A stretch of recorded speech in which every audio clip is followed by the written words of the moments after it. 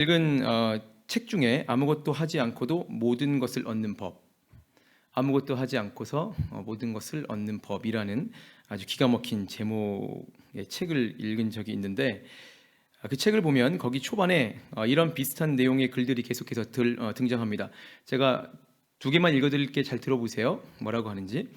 심리학자이자 철학자인 윌리엄 제임스는 이렇게 말한다. 삶의 태도, 곧 마음가짐을 바꾸면 우리가 어떻게 마음을 먹느냐에 따라서 이 사람의 인생이 바뀐다는 사실은 전 세대를 통틀어 가장 위대한 발견이다. 윌리엄 세익스피어 역시 이렇게 말했다. 세상에 좋은 것도 나쁜 것도 없으며 단지 그렇게 우리가 생각할 뿐이다 라는 이야기를 계속해서 반복합니다. 우리는 인생을 살아가면서 생각지도 못한 여러 가지 어려움 그리고 고난들을 경험하게 됩니다. 그럴 때마다 굉장히 고통스럽고 그럴 때마다 너무나 절망스럽죠. 그런데 그런 고통 당함을 잘 보면 실제로 일어나는 그런 일들은 문제 그 자체보다 그것을 바라보는 우리 내적인 문제, 그러니까 이 마음의 문제인 경우가 실제로 참 많은 것 같습니다. 그래서 우리 속담에 이런 속담이 있죠. 호랑이 굴에 들어가도 이 굉장히 큰 고난 아닙니까? 호랑이 굴에 들어갔습니다. 그런데 어떻게 하면 살 수 있습니까? 정신만 차리면, 그러니까 우리의 마음만 잘 붙잡고 있으면 살 수 있다. 그렇게 이야기를 하는 거죠. 그러니까 결국 닥친 환경이 어떠하더라도 내가 어떻게 마음을 먹는지에 따라서 행복할 수도 있고, 반대로 별것도 아닌데 이 마음에 따라 굉장히 불행에 빠질 수도 있는 일이라는 겁니다. 우리가 그러니까 항상 정신을 차리며 살아야 된다는 얘기죠. 그런데 이것은 우리의 신앙생활도 마찬가지입니다. 예수를 믿는다는 것, 그래서 내가 구원을 받고 영생까지 얻는다라는 이 진리는 사실 이 마음을 우리가 어떻게 붙잡고 있느냐, 바로 마음의 문제이기 때문입니다. 로마서 10장에 사람이 마음으로 믿죠. 사람이 마음으로 믿어서 의에 이르고 입으로 신하여 구원에 이른다. 그렇게 기록하고 있는 겁니다. 오늘은 이 마음에 대한 이야기를 세 가지로 쪼개어 한번 살펴보도록 하겠습니다. 첫째, 마음은 구원과 연결이 된다라는 사실입니다. 잠언은 보통 세 명의 저자가 있다라고 알려지는데, 우리가 함께 나눈 이 짧은 본문은 그중에 이 솔로몬이 기록한 잠언의 한 토막 글입니다. 여러분이 모두 다 알고 있듯이 솔로몬은 누구보다 하나님을 사랑했고, 또한 하나님의 사랑을 그 누구보다도 풍족하게 받았던, 그래서 너무나 행복했던, 그래서 믿음의 후진들이 굉장히 부러워했던 선진입니다. 그런데 그랬던 솔로몬 역시 너무나 안타까운 일이지만 시간이 흐르면서 조금씩 그의 중심과 그의 신앙이 변질되는 모습을 보입니다. 열왕기상 11장 10절에 다른 신을 따르지 말라 하셨으나 그가, 솔로몬이요, 여호와의 명령을 지키지 않았다라고 기록합니다. 그 위대한 솔로몬이 우상을 섬긴 거죠. 그러다가 결국 인생의 말미에 하나님의 철저하고 처절한 심판을 받게 됩니다. 열왕기상 11장 11절에 이어서요, 여호와께서 솔로몬에게 말씀하시되 내가 내 언약과 내가 내게 명령한 법도를 지키지 아니하였으니 반드시 내가 이 나라를 내게서 빼서 내 신하에게 주리라 라고 말씀을 하십니다. 자, 사랑하는 성도 여러분, 여기서 더 나가기 전에 우리는 반드시 우리 신앙생활을 할 때, 그리고 삶을 살아갈 때 기억할 필요가 있습니다. 하나님께 바짝 붙어서 그 누구보다 하나님의 큰 사랑과 복을 받았던 솔로몬이라고 할지라도 우리도 마찬가지죠. 어느 순간 우상에 돌아서면 이 정도는 괜찮겠지, 내가 왕년에 신앙생활 열심히 했으니까요. 그렇게 그런 마음을 조금씩 먹다가 세상의 틈을 보이기 시작하면 내가 생각지도 못한 순간에 사랑의 하나님은 또한 공의로서 우리를 치신다는 사실을 말입니다. 이스라엘을 한번 생각해 보십시오. 나라가 둘로 쪼개고 결국 아수르와 바벨론에게 철저하게 망하는 그 시작은 바로 솔로몬의 이 한순간의 넘어짐이었습니다. 이건 그 누구도 도무지 상상할 수 없었던 엄청난 재앙이죠.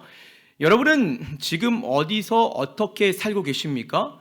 여러분은 어떤 마음을 가지고 신앙생활 하시고 그리고 세상에 사십니까? 우리가 날마다 우리를 돌아볼 필요가 있는 거죠.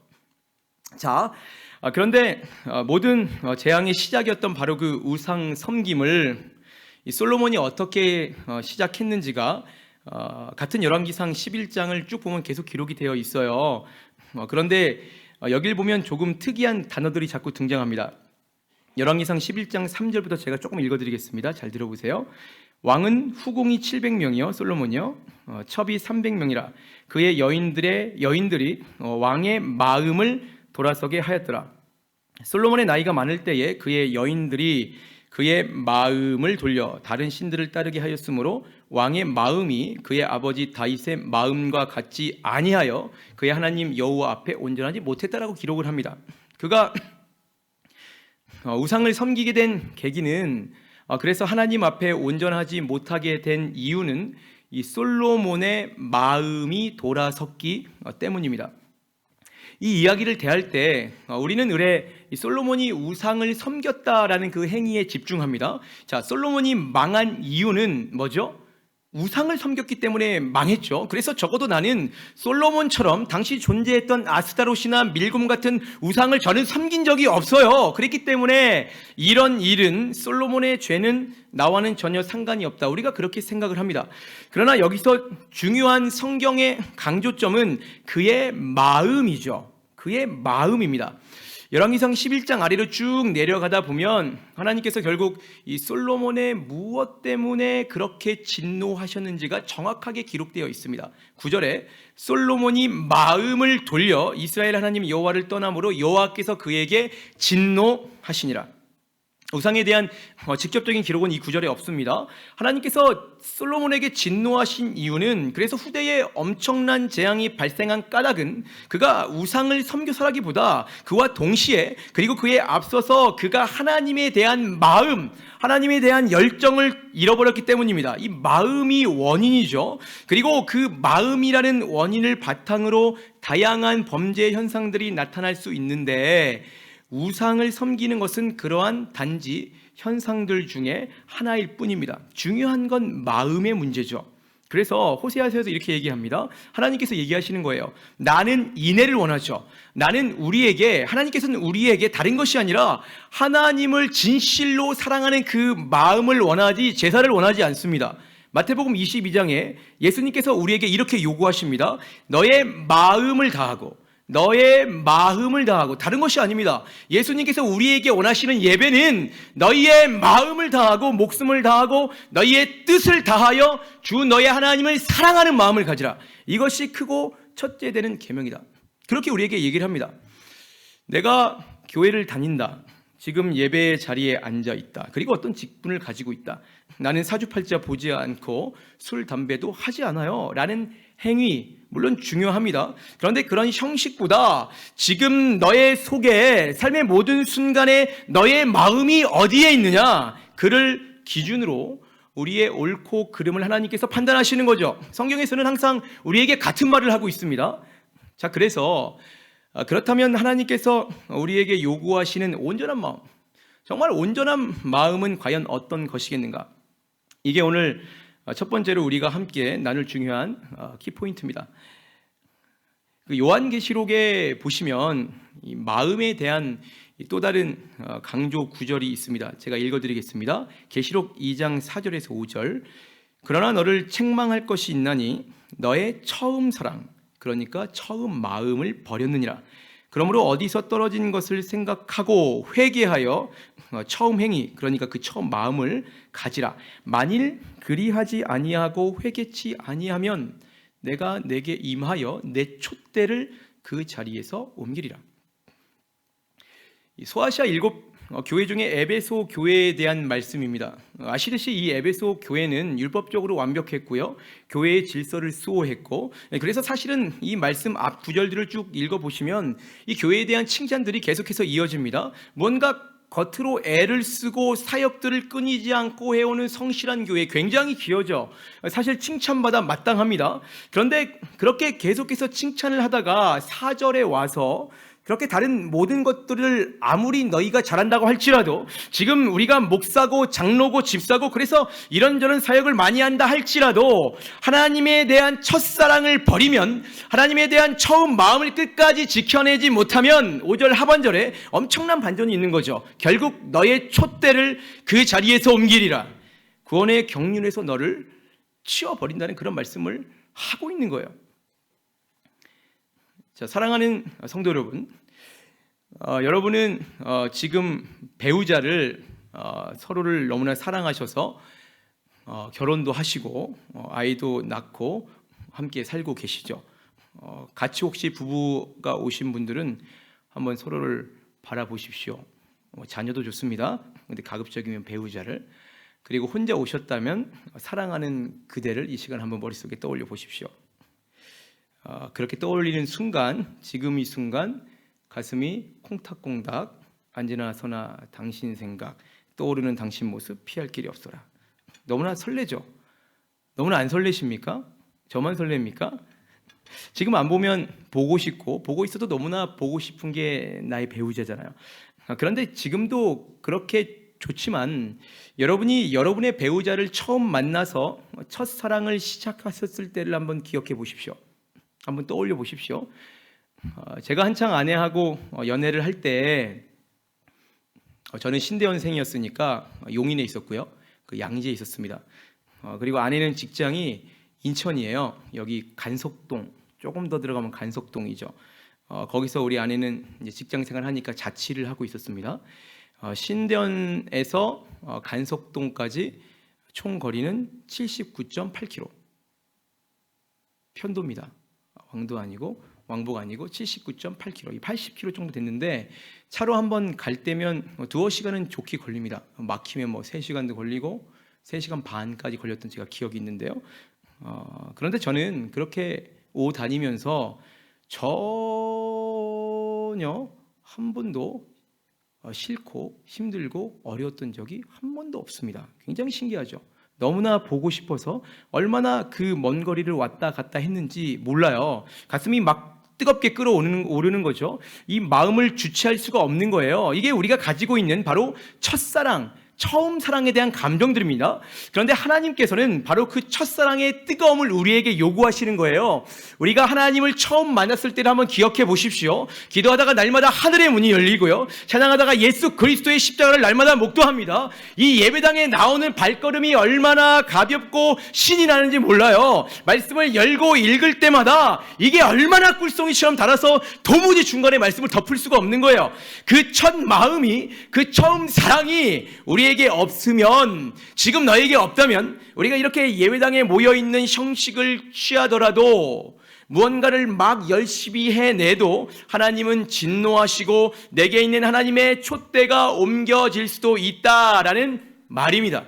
이건 그냥 단순히 우상의 문제가 아니에요. 그러니까 결국 하나님에 대한 이 첫 마음을 지키는 문제는, 나라가 쪼개지는 것 같은 외적인 고난은 당연히 물론이고요, 우리의 천국과 지옥, 곧 구원과 연결될 수 있다. 우리가 그렇게 정리해 볼 수 있습니다.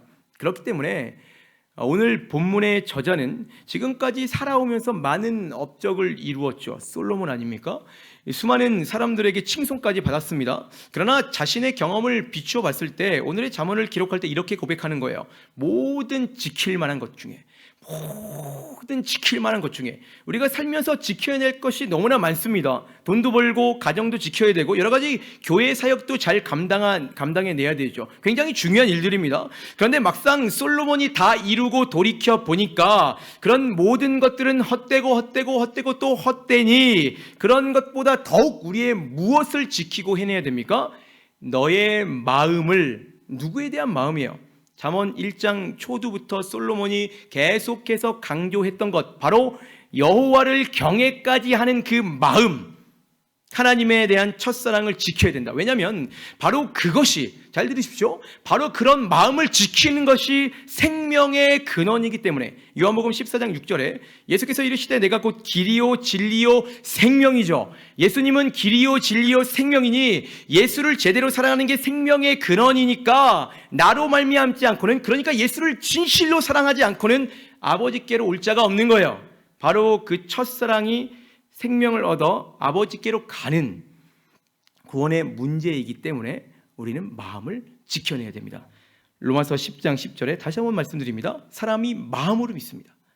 마음으로 믿어 의에 이르고 입으로 시인하여 구원까지 가는 겁니다.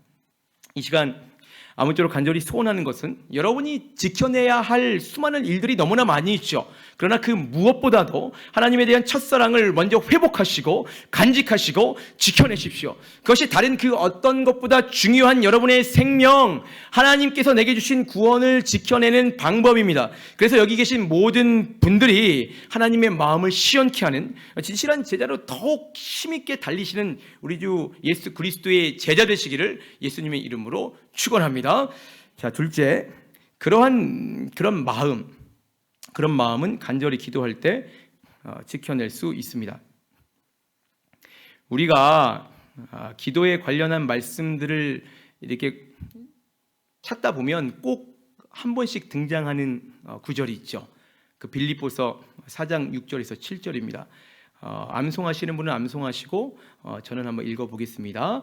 아무것도 염려하지 말고 다만 모든 일에 기도와 간구로 너희 구할 것을 감사함으로 하나님께 아뢰면 어떻습니까? 그리하면 모든 지각이 뛰어난 하나님의 평강이 그리스도 예수 안에서 뭐죠? 대학을 합격하게 해줄 것이다. 기업 경영이 2배 흑자로 돌연 변하게 될 것이다. 저도 그랬으면 너무나 좋겠어요. 그런데 뭐라고 하시냐면 예수 안에서 너희 마음과 생각을 지킨다. 그렇게 우리에게 말씀하고 있죠. 사도 바울이 빌립보 교회 교인들에게 전한 말씀입니다. 이 편지를 전할 당시에 빌립보 교회 안과 밖에는 여러 가지 어려운 문제들이 산재해 있었죠. 한번 상상해 보십시오. 내부적으로는 유오디아와 순두계라는 이 지도자들이에요. 이 지도자들끼리 같이 잘 운영해도 쉽지 않을 판에 막 싸우고 있었죠. 그리고 빌립보서 3장 2절에 보면 바울이 이렇게 얘기합니다. 개들을 삼가고 행악하는 자들을 삼가고 몸을 상해하는 손 할례당을 삼가라. 교회 안에 다른 복음을 전하는 무리들이 자꾸 들고 일어나고 있었습니다. 그리고 외적으로는 잘 알고 계시듯이 이 당시에는 예수를 믿는다는 이유 하나로 언제고 끌려가 죽을 수도 있는 그런 핍박받는 시기가 빌립보 교인들에게 닥친 당시 상황이었습니다. 교회가 생긴 지 얼마 되지도 않았는데 말이죠.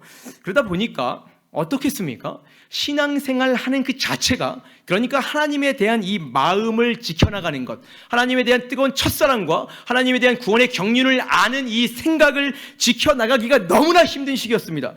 그런 배경을 잘 알고 있는 바울이 문제 해결책으로 낸 것이 바로 기도예요. 너희가 기도하면 너무나 어렵잖아요, 신앙생활 하기가. 그런데 너희가 그렇게 간구하면, 여기서 기도는 우리가 평상시 하는 이 보통의 기도를 뜻합니다. 나가서 이 간구, 그 다음에 나오는 간구라는 단어는 굳이 비교하자면 그것보다 조금 더 스페셜한, 그러니까 특별한 기도 제목을 놓고 하는 이 긴박하고 이 갈급한 그런 기도의 의미가 있습니다. 그래서 이렇게 얘기하는 거예요. 너희가 그렇게 특별한 기도 제목까지 내놓으면서 해야 할 간절한 기도의 제목은 보통의 세상 사람들이 원하는 세상의 북이나 세상의 영화가 아닌 다른 무엇이 아닙니다. 바로 하나님과의 첫사랑, 너희들의 바로 그 마음과 생각을 지켜달라고 하나님 앞에 간절히 기도하라. 그것이 너희가 진짜 살 길이라. 그 얘기를 죽을 똥 말똥 힘들게 신앙생활하고 있는 빌립보 교인들에게 지금 얘기하고 있는 겁니다. 자, 여러분에게 질문 드리겠습니다. 여러분에게 있어서 세상에서 가장 중요한 것은 무엇입니까? 여러분에게 있어서 내 목숨과도 바꿀 수 있는 가장 중요한 가치가 무엇입니까? 자녀들의 좋은 대학입니까? 아니면 지금 운영하는 이 사업체의 수입이 너무나 힘드니까요, 2배로 뛰는 겁니까? 다 좋습니다. 그런데 이 시간 한번 잘 생각해 보십시오. 만약에 세상에서 아무리 잘 먹고 잘 살고 그래서 남들의 부러움을 산다고 할지라도 나의 속에 예수 그리스도가 없으면, 이 마음 가운데 하나님에 대한 뜨거운 사랑이 없어서 내게, 그리고 내 자식에게, 내 배우자에게 만약에 구원이 없다면 그게 무슨 소용이 있겠습니까? 그게 무슨 소용이 있겠어요? 아무런 의미가 없는 거예요. 사도 바울은 그걸 너무나도 잘 알고 있었습니다. 너무나도 잘 알고 있었어요. 우리가 간절히 기도해서 하나님께 받아야 할 가장 가치가 있는 것은 세상의 돈이 아니에요. 좋은 직장과 자식이 좋은 대학에 가는 게 아닙니다. 이 세상에서 가장 귀한 것은 우리가 진실로 살 길은 바로 하나님에 대한 우리의 첫사랑, 그 뜨거운 마음을 지키는 것이다. 그게 너무나 중요한 거라고 얘기하는 거죠. 그래서 오늘 본문에 다시 한번 읽어드리겠습니다. 모든 지킬 만한 것 중에, 그러니까 이거는 그냥 저절로 알아서 그렇게 생각되는 게 아니에요. 이거는 지켜내야 되는 거예요. 하나님에 대한 사랑은요, 알아서 안 됩니다. 그래서 모든 지킬 만한 것 중에 더욱 내 마음을 애써 지켜야 돼요. 왜냐하면 그것이 생명의 근원이기 때문입니다. 우리는 21세기 과학 그리고 황금 만능주의 막 그렇게 얘기하잖아요. 그리고 상대주의 가치가 있고 진리가 없는 시대입니다. 그런 말세에 고통하는 시대를 살면서 자, 예수 천국 불신 지옥이라고 제가 말씀을 드리면 지금 들으셨잖아요. 어떤 생각이 드십니까? 예수 천국 불신 지옥이라는 말을 하면 이거는 사실은 진리잖아요. 사실은 맞는 말 아닙니까? 그런데 왠지 부담스럽고 왠지 싫고 남에게 말하기 싫은 그런 단어가 돼버렸어요. 조금 더 조금씩 희석되고 있는 거죠. 이 구원의 가치가 시간이 흐르면서 하나님에 대한 마음을 지키는 것이 얼마나 중요하고 가치가 있는 것인지 우리는 자꾸 잃어버립니다. 자꾸 조금씩 나의 왕년을 추억하면서 마치 솔로몬처럼요, 세상에 나아가는 경향을 보이고 있는 거죠. 그래서 마태복음 24장 24절에 이런 기록이 있습니다. 거짓 그리스도들과 거짓 선지자들이 일어나 큰 표적과 기사를 보여 할 수만 있다면 택하신 자들 그들의 마음과 생각을 미혹하리라. 디모데전서 4장 1절에 말합니다. 그러나 성령이 밝히 말씀하시기를 후일에 어떤 사람들이 믿음에서 떠나 미혹하는 영과 귀신의 가르침을 따르리라 하셨으니, 그렇게 성경에서 이야기하고 있는 거예요. 솔로몬조차 한순간에 이 세상에 미혹돼서 하나님의 진노를 샀습니다. 그 위대한 솔로몬조차요. 그래서 모든 것이 무너져 내려 버렸습니다. 빌립보서는 빌립보 교회 교인들에게 보낸 서신서입니다. 그 어려운 시기에 그래도 예수 잘 믿으니까 교회에 붙어 있는 거 아닙니까? 그런데 그럼에도 바울이 그들에게 기도와 간구를 자꾸 강조하는 이유는 예수 잘 믿다가도 이 사람은 누구나 첫사랑을 언제든 잃고 그래서 언제고 주저앉을 수 있다는 전제가 깔려 있기 때문입니다. 지금 시대는 더 그렇죠. 그래서 결국 우리가 하나님에 대한 이 마음을 지켜내는 방법은 사도 바울의 권유밖에 다른 도리가 없어요. 다만 모든 일에 기도와 간구로, 다만 모든 일에 기도함과 간구함으로 너희 구할 것을 감사함으로 계속해서 하나님께 아뢰는 거예요. 그러면 하나님께서 우리의 마음과 생명을 지키는 그 마음과 그리고 생각을 지킬 수 있다. 마가복음 9장에 예수님께서 얘기하시죠. 이르시되 기도 외에는 이런 유가 나갈 수 없느니라. 자, 마지막으로 이 성령의 역사를 우리는 깨어 간절히 기도할 수 있음을 우리가 꼭 기억해야 됩니다. 베드로전서 5장 8절에 보면 이렇게 얘기합니다. 근신하라, 깨어라. 근신하고 깨어야 됩니다. 왜냐하면 너희 대적 마귀가 우는 사자같이 두루 다니며 삼킬 자를 지금 이 순간에도 참나니. 우리의 마음을 무너뜨리는 사단의 역사는 언제고 일어날 수 있는 아주 긴급하고 급박한 일입니다. 그래서 많은 사람들이 무너졌고 지금도 많은 그리스도인들이 예수 그리스도 안에 있다가도 무너져 내리고 있죠. 따라서 앞서 말씀드렸던 기도와 간구, 간절한 기도는 항시성 그리고 지속성을 가져야 됩니다. 절대로 끊어지면 안 되는 거죠. 그래서 바울은 또 다른 자기 서신서에서 동일하게 이렇게 강조합니다. 골로새서 4장에 보면 기도를 계속해야 됩니다. 기도를 계속하고 기도에 감사함으로 깨어 있으라. 다시 한번 읽어드리겠습니다. 기도를 계속하는 겁니다. 기도를 계속하고 기도에 감사함으로 깨어 있으라. 그렇게 이야기를 하고 있습니다. 그런데 사실 이러한 일은 한번 되돌아보십시오. 참으로 어렵고 우리의 힘으로 기도를 깨어서 항상 한다는 것은 사실 불가능한 일 아닙니까? 우리는 아무리 은혜가 넘치고 신앙이 좋아 보여도 아무도 예상할 수 없어요. 마치 조나단 에드워즈의 고백처럼 날마다 거룩하고 또 거룩한 것 같다가도 돌아서는 순간 마치 토한 것을 다시 먹는 개처럼 죄의 길로 빠져드는 것이 저와 여러분의 죄성, 우리의 한계입니다. 항상 깨어서 나를 지켜낼 도리가 도무지 없는 거예요. 우리는 연약합니다. 우리는 연약해요. 우리는 너무나 연약해요. 그래서 바로 그 연약함을 사도 바울도 잘 알고 있기 때문에 그게 가능하게 하는 방법을 또 다른 서신서에서 기록하고 있습니다. 이 사도 바울의 비슷한 말씀을 기록한 이 다른 병행 구절인 그 에베소서 6장에 보면 이 에베소서 6장은 뭐 그런 얘기를 막 다루고 있죠. 사단과 이 성도의 영적인 전투에 대한 이야기가 에베소서 6장에 쭉 기록이 됩니다.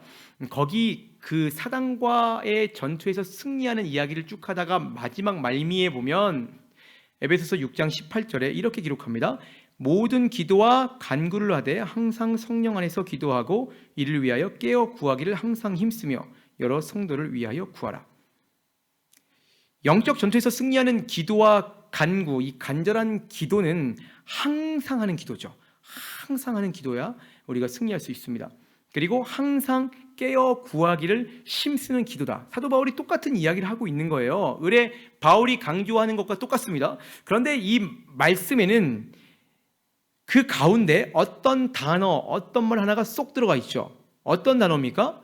성령 안에서. 성령 안에서. 성령 안에서 항상 기도하고 성령 안에서 항상 깨어 있을 수 있는 것이다. 그러니까 그러한 기도는 바로 성령의 도우심이 있을 때 가능하다. 그런 이야기를 하고 있는 거예요. 로마서 8장 26절에 이와 같이 성령도 우리의 연약함을 도우시나니, 성령께서는 우리의 연약함을 도우십니다. 우리는 마땅히 기도할 바를 알지 못해요. 그러나 오직 성령이 말할 수 없는 탄식함으로 지금 이 순간에도 우리가 기도가 막히고 말씀이 막히고 찬양이 안 된다 할지라도 바로 여러분의 속과 겉에서 성령께서 말할 수 없는 탄식으로 우리를 위하여 친히 지금도 간구하시니라. 자, 사랑하는 성도 여러분, 오늘 이 시간 여러분의 영적인 상태는 어떠십니까? 여러분은 어떤 영성을 지금 가지고 이 자리에 앉아 계십니까? 그리고 여러분은 여러분의 하나님에 대한 첫 마음을 잃지 않기 위해서 어디서 어떻게 어떤 모양으로 기도에 힘쓰고 계십니까? 혹시 이 시간에 만약에 내가 나를 판단했을 때 혹시라도 내가 예수를 처음 만났을 때의 그 놀라운 은혜와 첫사랑의 마음이 흔들리고 계시다면 지금 빨리 하나님 앞에 엎어주십시오. 그리고 성령의 은혜를 간절하게 사모하십시오. 성령은 우리가 구하고 간절히 찾고 두드리면 하나님께서 주신다고 말씀하셨습니다. 그래서 아무쪼록 매 순간 늘 성령 충만하셔서 경건의 모양은 있지만 능력을 부인하는 이 마지막 시대에 성령의 권능으로 세상에 하나님을 힘있게 선포하시는 진실한 제자로 더욱 달리시길 우리 주 예수 그리스도의 이름으로 축원합니다. 아멘. 우리 그 마음으로 이 시간 함께 찬양하실 텐데요.